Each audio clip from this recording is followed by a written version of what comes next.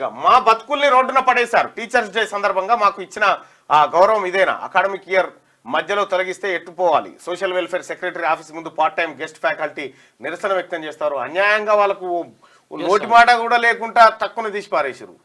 గురుకులాల్లో ఏళ్ల తరబడి పనిచేస్తున్న తమను రాత్రి తొలగించారని part time guest honorarium faculty మండిపడ్డారు. ఇక అకాడమిక్ ఇయర్ మధ్యలో అకారణంగా తొలగించడంతో తమ బతుకులు రోడ్డున పడ్డాయని టీచర్స్ డే సందర్భంగా తమకు ఇచ్చే గౌరవం టీచర్స్ డే సందర్భంగా మళ్ళా ఇదేనా అంటూ వారు ప్రశ్నించారు. ఈ మేరకు బుధవారం హైదరాబాద్ లో సాంఘిక సంక్షేమ గురుకుల సెక్రటరీ కార్యాలయం ముందు పార్ట్ టైం గెస్ట్ ఫ్యాకల్టీ ధర్నా నిర్వహించారు. పోలీసులు వారిని అడ్డుకొని సెక్రటరీతో మాట్లాడేందుకు 5గురిని మాత్రమే పంపారు. 5గురు వస్తున్నారని తెలుసుకున్న సెక్రటరీ వచ్చిన లేడీ వచ్చింది. ఎవరామె? ఆమె పేరు ఏదో ఉంది, అలుగు వర్షిన. అవును, ఆమె ఫోన్ అలుగు వర్షిని గారిని ముఖ్యమంత్రి గారు ఆమె సెట్ గా గ్రంథాలయం దాంట్లో వారేరి ఎందుకున్నదో ఏం అర్థం కాదు. నేను ఎమ్మెల్సీని ఎన్నిసార్లు ఫోన్ చేయాలమ్మా నీకు? వాయిస్ మెసేజ్ పెడుతుంది ఆమె. బుద్ధి ఉండాలి కదా. ఎందుకు చేస్తాం? మేము ప్రజల కోసమే చేస్తాం కదా. నీకు పని శాత కాకపోతే ఇంట్లో పండుకో. ఈమె ఒకటి. ఇక ఆమె కరీంనగర్ కలెక్టర్ పమేలా సత్పతి.